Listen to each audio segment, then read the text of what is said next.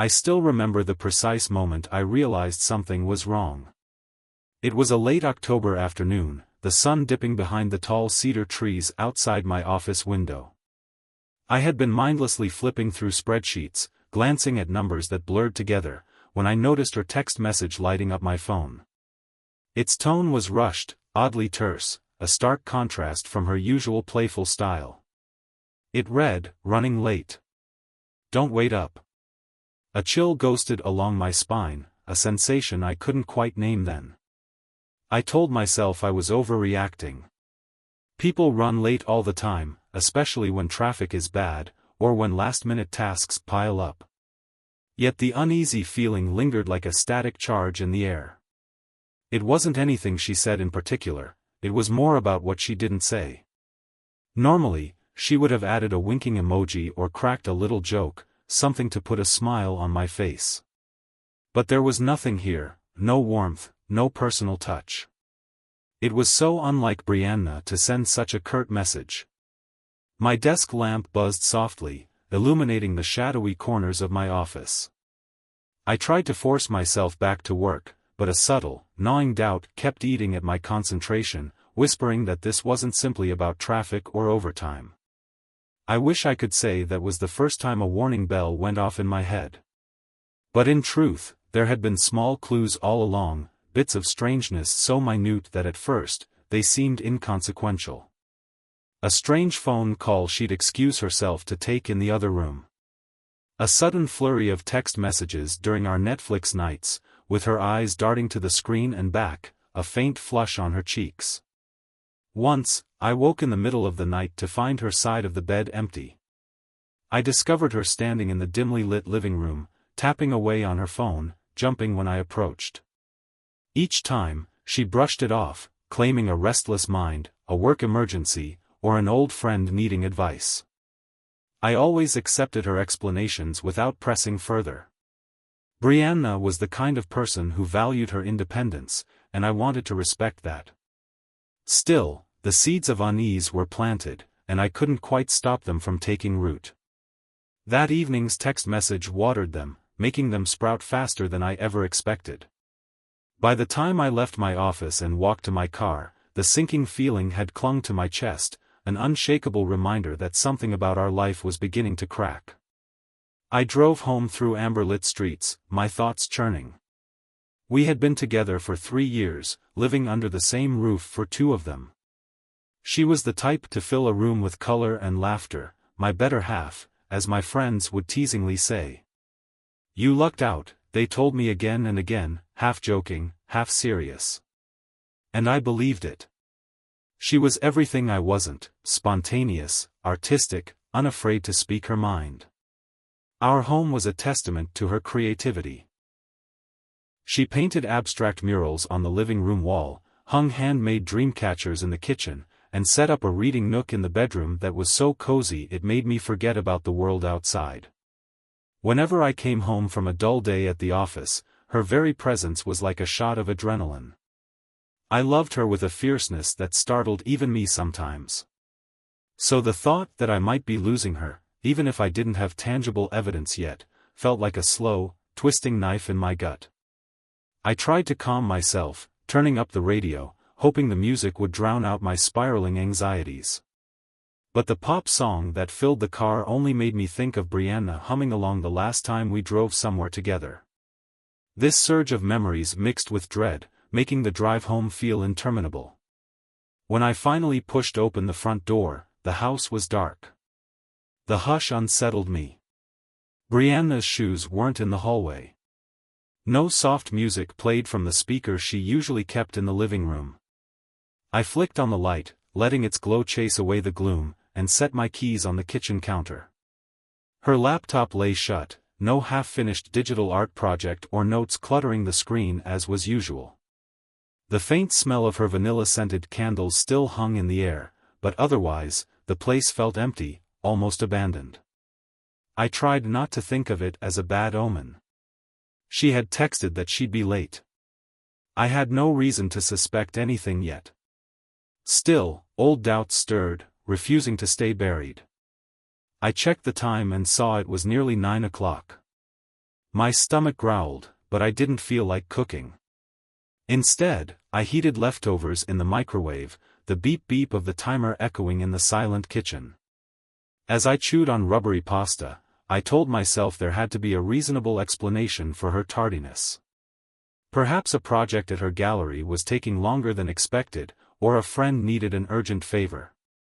Yet her cryptic, clipped message repeated in my mind, overshadowing any attempt at logical reassurance. 1 hour passed, then another. Still no sign of Brianna. I paced from the living room to the bedroom, occasionally glancing out the window, half expecting her headlights to sweep across the driveway. At some point, I collapsed onto the couch, phone clutched in my hand, resisting the urge to call or text her repeatedly. I didn't want to seem controlling. We prided ourselves on giving each other space, trusting the other to be honest. Yet a part of me, the part that was losing the internal battle with anxiety, whispered that I needed to do something. Eventually, I sent her a message, "Everything okay?" My heart pounded as if I'd done something forbidden. But no reply came. By midnight, my mind spun every possible scenario, from a simple misunderstanding to an outright tragedy. Perhaps she was stuck with a flat tire, or her phone battery died. Maybe I should drive around looking for her. But deep down, a voice I didn't want to acknowledge insisted there was a simpler explanation: she was with someone else. The very thought made my skin crawl, like ants parading over my arms. Around 2 in the morning, I crawled into our bed, leaving the lamp on. I stared at the ceiling for a long time, drifting in and out of fitful half-sleep, jolting upright at any sound that resembled a car pulling up. She never came home that night. I woke to the sound of my phone ringing. Heart hammering, I fumbled for it. The display read Brianna, and the time was just past 7 in the morning. I answered, voice thick with exhaustion and worry. Her tone was surprisingly bright, laced with a little apology. "I'm so sorry I didn't come home. I ended up crashing at Karen's place after we got caught up in a project. We lost track of time." Her explanation spilled out with a practiced ease. I wanted to believe her. For a moment, relief washed over me. She was safe, that was the most important thing. "You could have texted me," I managed to say, struggling to keep my voice steady. "I know, and I'm sorry," she replied, genuine remorse coloring her words. "My phone died. I guess I just forgot to charge it." Her voice was soft, placating. She offered to come home right away, but by that point, I was already dressed for work. "We'll talk later," I said, attempting to sound casual, though my insides still quivered with unease. She agreed, and I hung up, feeling more confused than reassured. At the office, I tried to bury myself in tasks, but my concentration wavered. I replayed our conversation in my head, analyzing her tone, her choice of words. Brianna was not typically one to forget a phone charger, especially because she relied on her device for everything from scheduling gallery appointments to streaming music. Could it happen? Sure. But it felt off. My stomach churned with anxious tension. On my lunch break, I found myself scrolling through social media, looking for any sign of what she'd been up to last night. Her accounts were oddly silent, no new posts, no photos. Karen's page, too, offered no clue. This might have meant nothing, but in my agitated state, it seemed like an elaborate blank spot in an otherwise fully documented life. I tried texting Brianna a simple question, "When will you be home?" but received no immediate reply. I told myself she might be busy with clients or setting up an exhibit. Still, the worry gnawed at my gut. By the time afternoon rolled around, I had opened and closed my phone at least a dozen times, hoping for an update that didn't come. She was already home by the time I returned that evening, wearing yoga pants and an oversized sweatshirt, hair tied in a messy bun, sipping tea on the couch. When she saw me, her face lit up in a warm smile, the kind that had always melted my stress away. For a moment, I forgot to be suspicious. She stood and greeted me with a soft kiss, her voice gentle. "How was your day?" I hesitated, not sure if I should confront her then and there. Her demeanor seemed so normal, so unguarded. Could I really accuse her of lying? Maybe I was letting paranoia get the best of me. "It was all right," I replied, my voice subdued. "How about you?"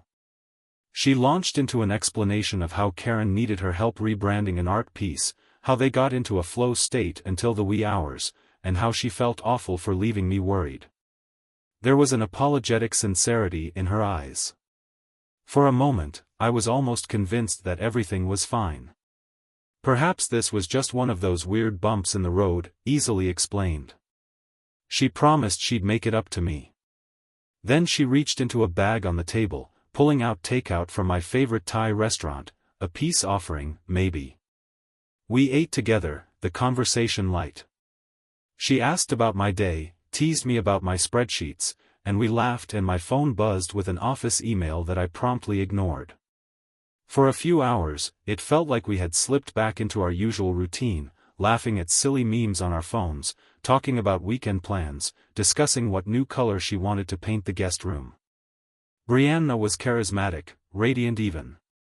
It was part of why I fell in love with her in the first place. But in a quiet corner of my mind, the seeds of doubt refused to die. As we readied for bed, I caught myself studying her expressions, seeking any hint of guilt or lingering stress. She seemed open, relaxed. I felt a twinge of shame for suspecting her. Maybe I had conjured up a betrayal where none existed. So I decided to let it go, for the moment, at least. I told myself that if something was truly off, I would find more concrete evidence. Trust was the cornerstone of our life together, and I didn't want to shatter it with baseless accusations. Life settled into an uneasy calm over the next couple of weeks. Brianna didn't pull any more all-nighters without warning, and I tried to push away my lingering concerns. Yet, little anomalies surfaced. She received texts late at night, which she'd read quickly and then lock her phone. Once, I saw her ringer was off, something she rarely did. I asked her about it casually, and she laughed it off, saying she needed some peace from spam calls. Another time, I noticed a faint trace of an unfamiliar cologne on her jacket. She claimed she'd been trying perfume samples at a department store, and I found myself nodding along, even though the scent was distinctly masculine. Each incident was small, easy enough to rationalize in isolation. But each added weight to the sense that I was missing a crucial piece of the puzzle. I started paying more attention, not openly prying, but quietly observing. She didn't lock her phone around me outright, but she became more protective of it, keeping it close. If I asked to borrow it for a quick search, she'd tense up, forcing a laugh as she handed it over. It wasn't that I had never seen her phone before. We weren't the couple who needed constant access to each other's devices, but there had been times in the past when we swapped phones to share pictures or read articles together. Now, she always seemed just a little bit uneasy when I was near it. My own behavior changed, too. I found myself tiptoeing emotionally, afraid to spark an argument yet consumed by suspicion. I would catch myself staring at her from across the room, wondering if she could sense my growing distrust. We still had good days, meals where we talked and laughed, outings to the park, late-night board game sessions where she crushed me at Scrabble. Those moments of warmth made me question if I was just imagining everything. But then the late-night messages would return, or she'd come home smelling like smoke when none of her usual friends smoked. She always had an excuse, always a plausible explanation. Often, she'd toss in a little grin, the one that usually disarmed me. She was good with words, skilled at weaving together stories without them seeming contrived. I alternated between calm acceptance and an almost desperate frustration. Was I just a jealous partner inventing drama? Or was she stringing me along with half-truths? The emotional whiplash was exhausting. My mood became more volatile, my appetite shrank. Some nights, I'd stay awake, staring at the shadows on our bedroom walls, waiting for a sign. It was a random Wednesday when the tipping point arrived. Brianna had gone out again, claiming a meeting with a potential gallery sponsor. She left wearing a chic black dress and her favorite pair of boots, exuding confidence like an aura. She even showed me the sponsor's website on her laptop beforehand, smiling reassuringly as she said, "They're new in town, but they have serious connections. This could be huge for me." I nodded, wishing her luck. A part of me wanted to believe every word, but the familiar unease washed over me as the door closed behind her. I tried to distract myself by cleaning the kitchen, but my thoughts kept drifting. Eventually, I wound up in the living room, flipping aimlessly through TV channels, not absorbing anything. A few hours passed, no text from her. My phone lay silent, taunting me. I thought about calling, but decided against it, not wanting to appear insecure. By the time 11 o'clock rolled around, a restless energy buzzed through me. I needed answers, or at least clarity. My gaze wandered to her laptop, resting on the dining table. She'd left it there, presumably in her hurry. My conscience prickled at the idea of invading her privacy, but desperation nudged me forward. I took a seat at the table, flipping open the laptop. It asked for a password, but it wasn't her usual one. She changed it. My stomach clenched. Why would she do that without telling me? Trying a few guesses, names of her pets, her birth date, even password typed out ironically, proved fruitless. Defeated, I closed the laptop. My heart pounded with guilt and anger. She had locked me out, whether deliberately or not, reinforcing my worst suspicions. Later, just past midnight, I heard the front door open. I stood in the living room, arms crossed, as she walked in. Her hair was slightly disheveled, and her cheeks were flushed. She froze when she saw me, her eyes widening a fraction before she plastered on a smile. "Hey," she said, trying for a casual tone. "I didn't expect you to still be up." I forced a small shrug, noticing how she avoided my gaze. "How was it?" I asked, heart hammering in my chest. She launched into a story about the sponsor meeting, how they'd had dinner to discuss details, how she got stuck in a long conversation about branding. But something in her explanation felt forced, a little too rehearsed. I didn't confront her, not yet. Instead, I nodded, made a noncommittal noise, and headed to bed, leaving her standing there in the hallway. For the first time, I felt a cold resentment growing inside me, overshadowing my love for her. The next day, fate intervened in an unexpected way. Brianna left her phone charging in the kitchen while she showered. Typically, she would keep it close, but perhaps she was distracted. As I poured coffee, a notification lit up the screen. The message preview read, "I had a great time last night," followed by a winking emoji. My hand shook. It was from a name I didn't recognize, Morgan. My heart pounded like a drumbeat in my ears. I glanced toward the bathroom, hearing the faint sound of running water. My mind screamed at me to check the phone, to find the truth before she came back.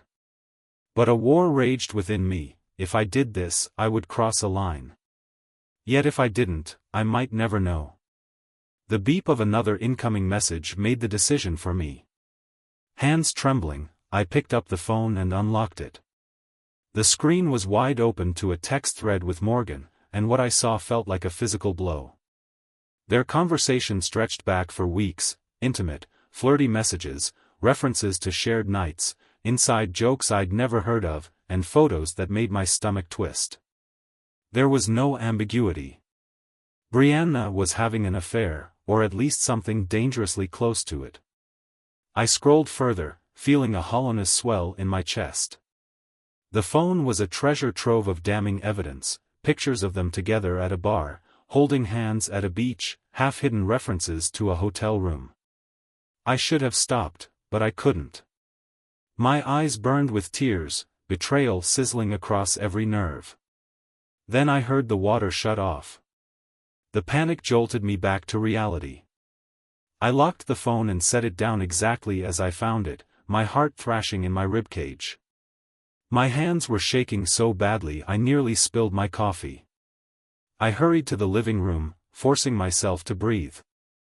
The magnitude of what I just discovered crashed into me like a wave. Brianna was lying to my face. All those suspicious nights, those half-truths, I had been right. I felt a surge of anger at her deceit, but I also felt a shameful fury at myself for not trusting my instincts sooner. It wasn't just an innocent mistake or a fleeting lapse in judgment. This had been going on for weeks, possibly months. She had told me it was just a mistake, or implied everything was innocent whenever I confronted her with small concerns. But now I had proof, undeniable proof. My mind raced with what to do next. Part of me wanted to confront her immediately, show her the phone, demand an explanation. Another part wanted to run out of the house, vanish into the streets, anything to escape this heartbreak. Neither option felt feasible in those tense moments as I heard the bathroom door creak open. My chest tightened, tears stinging my eyes. I had never felt more alone. She walked into the living room, hair damp, wrapped in a towel. "Good morning," she chirped, a practiced sweetness in her voice. I could barely look at her. Words lodged in my throat. She frowned slightly. "Are you okay?" she asked, stepping closer. I forced a nod, muttering something about stress. My stomach churned at the thought of her reaching for her phone and seeing I'd opened the messages. But she didn't check it.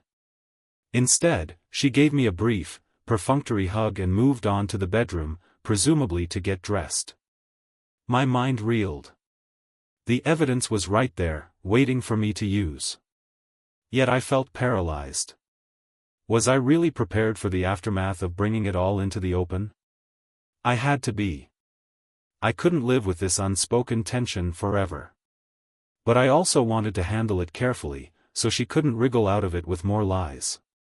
I remembered reading somewhere that in these situations, it was best to gather as much proof as possible before confronting a partner, especially if they had a knack for gaslighting or manipulation. My blood boiled at the thought that she might try to turn the tables on me. But I knew exactly what I'd seen. It was real, and it hurt. That day at work, I functioned on autopilot, going through the motions without any real engagement. My thoughts swirled around Brianna's betrayal, how to approach her, whether our relationship could even be salvaged. Every time my phone buzzed with an email or a text from a colleague, my heart jumped, half expecting it to be her with some new excuse. But she didn't message me all morning. By lunchtime, I realized I couldn't keep functioning like this.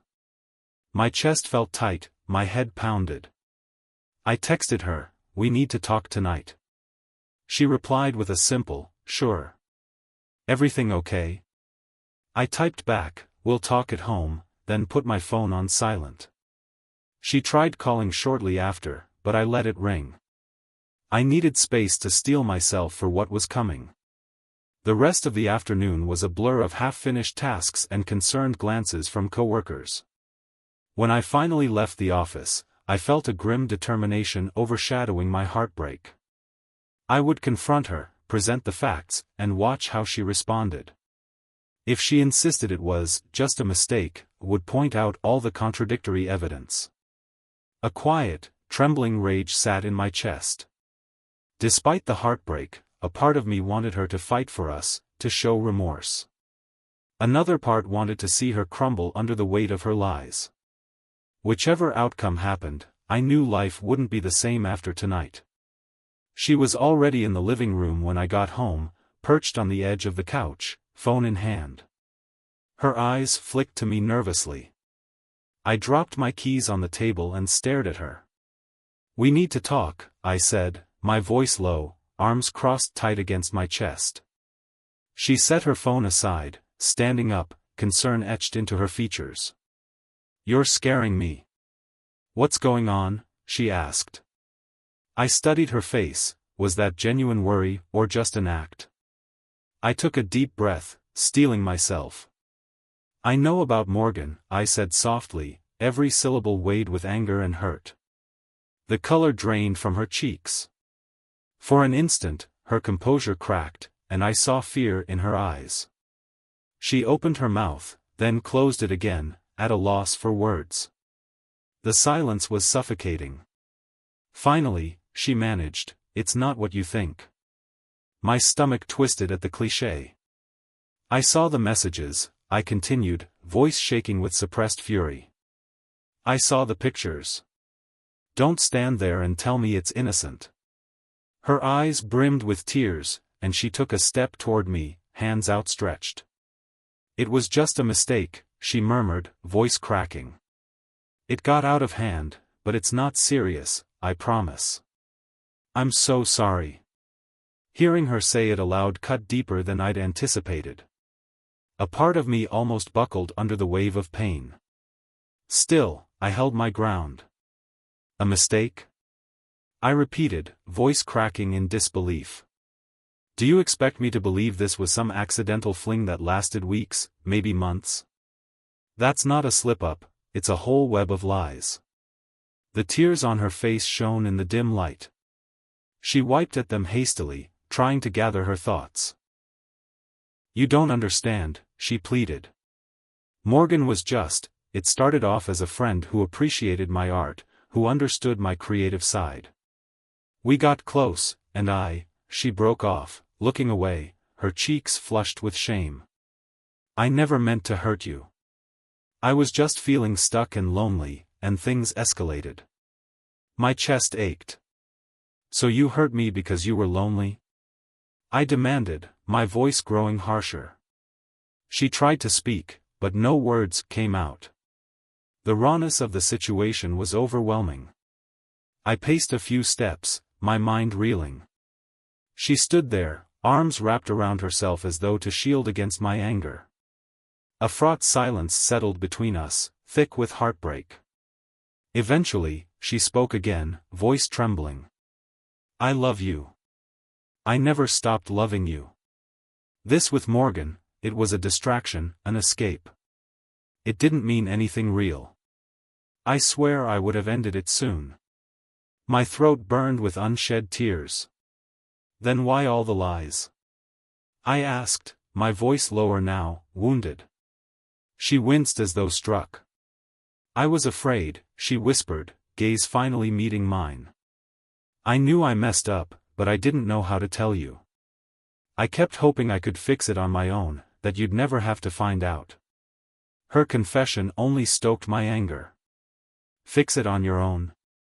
I echoed bitterly. "By letting it keep happening? By sneaking around and ignoring my feelings?" She shook her head, tears flowing more freely now. "I'm sorry," she repeated, voice barely above a whisper. Part of me wanted to comfort her. Another part wanted to scream, to throw something, to pack a suitcase and never look back. My emotions warred inside me, twisting my stomach into knots. I turned away, desperate to compose myself. "I read enough to know this wasn't a one-off," I said, my back to her. "You went places together, had inside jokes, took photos like a couple. It's not just some random fling you forgot to mention." She stifled a sob. "I know," she choked out. "It wasn't physical at first, more emotional. But then it crossed a line, and I lost control." I could feel tears stinging my own eyes as I faced the reality of it. She had formed an emotional bond, not just a lust-fueled mistake. There were text messages about how Morgan made her feel seen, how she could talk about her fears and aspirations without judgment.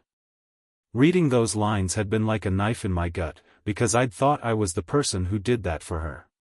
"Why didn't you talk to me?" I asked, voice trembling with hurt. "If you were lonely or feeling stuck, why not come to me?" She shook her head again, wiping tears. "I tried," she replied, her voice rising with desperation.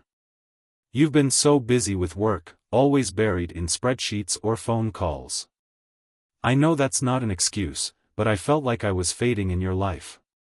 Morgan paid attention. I flinched at her words, the blame shifting to me. "So it's my fault you cheated?" I snapped. She shook her head, tears dripping onto her sweater. "No, I'm just trying to explain how I felt. I'm not excusing it. I made a horrible choice, and I regret it." The agony in her voice was real, but it felt like too little, too late. I sank onto the couch, my legs wobbly, burying my face in my hands. She hovered uncertainly, then sat beside me, hesitant. Her closeness was both comforting and suffocating. "I'll end it," she said quietly, determination lacing her voice. "I'll block Morgan right now, never see them again. I swear." I rubbed my eyes, tears wet on my palms, and turned to look at her. "I don't even know if that matters anymore," I said, voice hoarse. "How can I trust you after all these lies?" She reached for my hand, and I let her take it, though I felt numb. "Let me prove it," she whispered. "Let me make it right. I know I don't deserve your forgiveness, but let me try." Hours passed as we talked, cried, argued, and lapsed into long silences. She told me about how the affair began, small at first, texts about art, lunches to discuss creative projects. She admitted she felt a spark with Morgan, something that excited her in ways she couldn't fully explain. She insisted it didn't lessen her love for me, that it was more about a thrill, a craving for validation. I listened, my heart hollowed out, occasionally interjecting with pained questions. By the time dawn's light began to filter through the curtains, we were both emotionally spent. We hadn't agreed on a clear path forward. She seemed desperate to keep us together, to fix what she had broken. I, however, was still reeling from the betrayal. My mind replayed those text messages, her confessions, the late nights she spent with Morgan while I was home, worrying and wondering. When we finally collapsed into bed, neither of us truly slept. We lay side by side, awake in our separate realms of remorse and heartbreak. The next few days were surreal. Brianna sent Morgan a terse message while I stood by, instructing them not to contact her again. She blocked their number in front of me, then showed me her social media, removing them from every platform. It was a gesture, but one that felt hollow given the depth of the betrayal. She offered to let me go through her phone whenever I wanted, an attempt at transparency. But I couldn't bring myself to look. It felt like a bandage on a bullet wound. We talked vaguely about therapy, about giving ourselves time and space.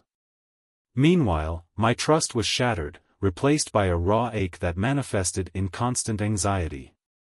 She tried to be comforting, but I often pulled away, uncertain if her touch would heal or hurt.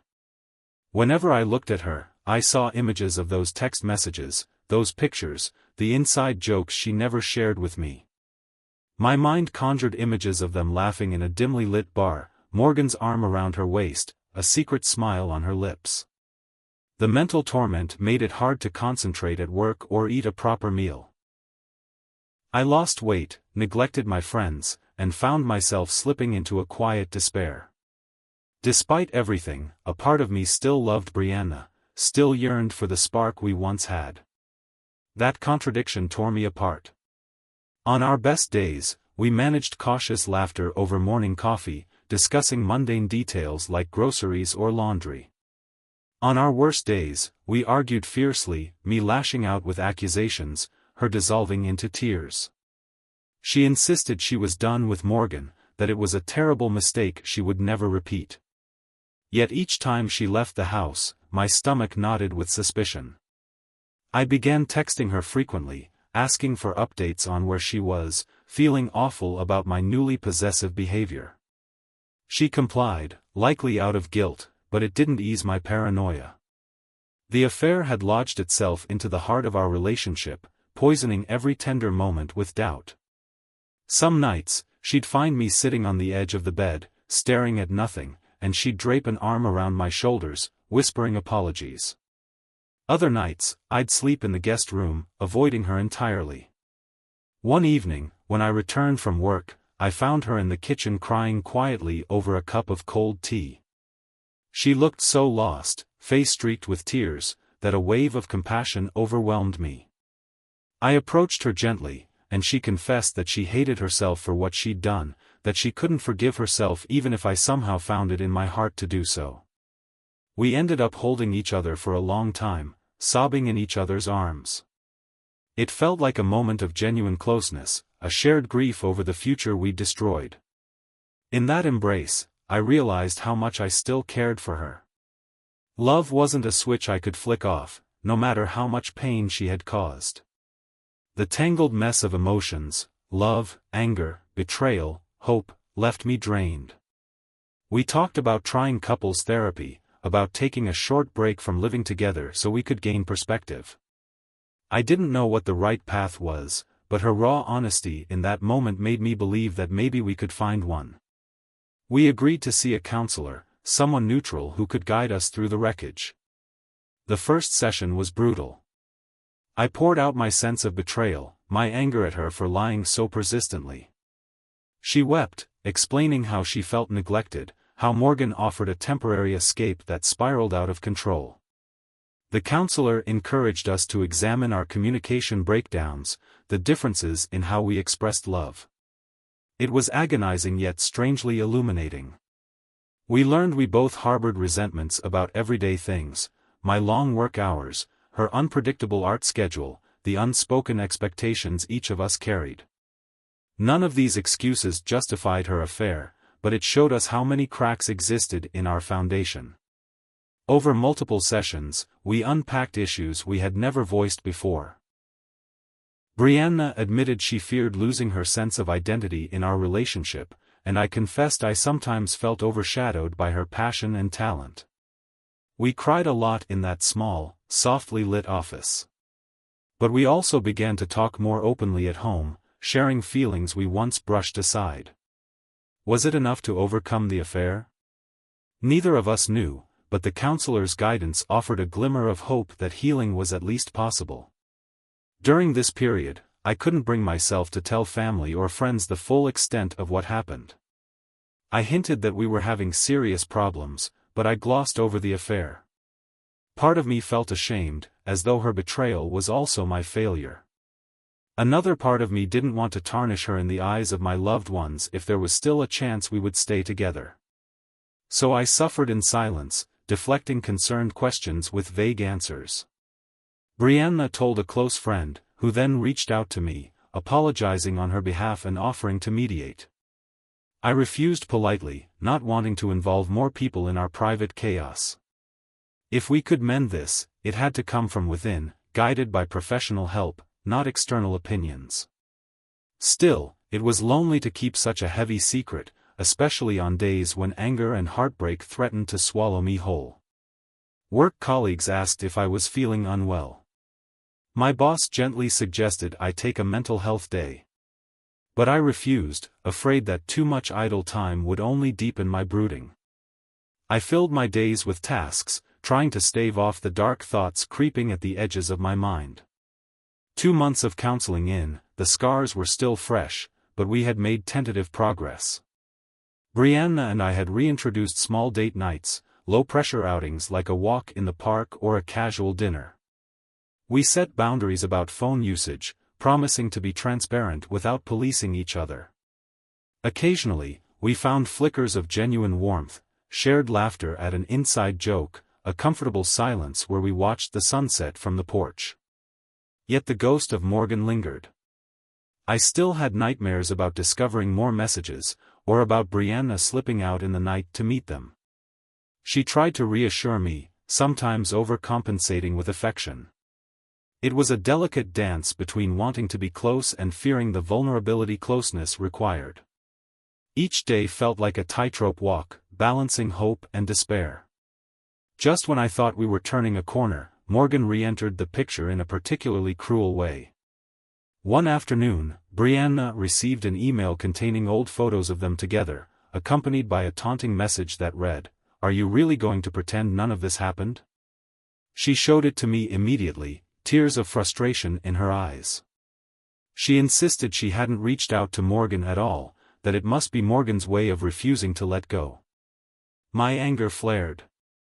Not just at Brianna, but at Morgan for trying to sabotage our fragile progress. However, the photos hammered home the fact that this affair had been no small fling. They were intimately close in those pictures, exchanging smiles and touches that screamed emotional entanglement. Seeing them again reignited my jealousy, and I lashed out at Brianna, accusing her of downplaying how deep her involvement really was. She sobbed, insisting that she was telling the truth, that Morgan was bitter and trying to manipulate her. It turned into a vicious argument, with me storming out of the house for hours, driving aimlessly until I found a deserted parking lot where I could breathe. That night, we were forced to confront how easily our fragile trust could be shattered. Brianna reached out to the counselor for an emergency appointment, but we couldn't get in until the following week. In the meantime, we tried to comfort each other as best we could, though tension simmered beneath every interaction. I wanted to believe her that Morgan's reappearance was unwelcome, that it was an act of vindictiveness on Morgan's part. But the gnawing doubt wouldn't fully subside. What if part of Brianna still wanted that attention, that thrill? She seemed genuinely distraught, though, and I found myself torn between consoling her and nursing my own wounded pride. In the days that followed, she blocked Morgan's email and changed her accounts to more secure settings. She gave me all the passwords, told me I could check whenever I needed to. But I didn't want to snoop through her digital world forever. That wasn't a relationship I wanted. Still, the gesture mattered. It was another step toward proving she was serious about cutting ties. Time limped forward. We attended another counseling session where we hashed out the Morgan email incident. The counselor suggested that this was a critical juncture, either we believed Brianna's sincerity and moved forward, or we parted ways, acknowledging that trust couldn't be rebuilt. We talked about the future, about whether we wanted marriage, children, a life built on shared dreams. Brianna broke down, saying she still wanted all those things with me. I had to admit that, despite everything, I wasn't ready to let her go. My love for her remained, battered but alive. I recognized that might make me a fool in some people's eyes, but I couldn't deny my feelings. Rebuilding would be painstaking, and there was no guarantee we wouldn't unravel again. But the alternative, walking away without giving us a real chance, felt equally devastating. So we made a mutual decision to keep trying, to commit ourselves to open communication, regular therapy, and a renewed effort at nurturing our relationship. The months that followed were a slow, grinding process of rebuilding. We set weekly relationship check-ins, times when we'd sit together without distractions to discuss anything that felt off or needed addressing. At first, these sessions were tense, filled with anxious confessions and apologies. But gradually, we found a rhythm, learning to talk before problems escalated into major conflicts. Brianna threw herself back into her art, but in a more balanced way that included me. She would ask for my feedback on sketches, invite me to help pick color palettes. I wasn't an artist, but the inclusion made me feel valued. I worked on managing my work-life balance, ensuring I made time for spontaneous activities with her, from movie nights to late-night drives just to look at the city lights. The counselor praised our efforts, reminding us that progress isn't linear. We still had arguments, especially when something triggered my jealousy or reminded her of her guilt. However, we no longer let those arguments spiral out of control. Over time, I felt a thin layer of trust beginning to form, though the memory of her betrayal remained a scar I carried. Maybe that scar would never vanish, but I hoped it could fade enough to let us move forward. On a chilly evening nearly a year after I discovered the affair, we found ourselves sitting on the couch, sipping hot chocolate, discussing future travel plans. Brianna mentioned wanting to visit the mountains in early spring, to find inspiration for a new series of paintings. She looked at me with a hopeful smile, asking if I'd go with her. There was a vulnerability in her voice, a silent question: do we still have a future worth sharing? I reached for her hand, gave it a gentle squeeze, and said yes.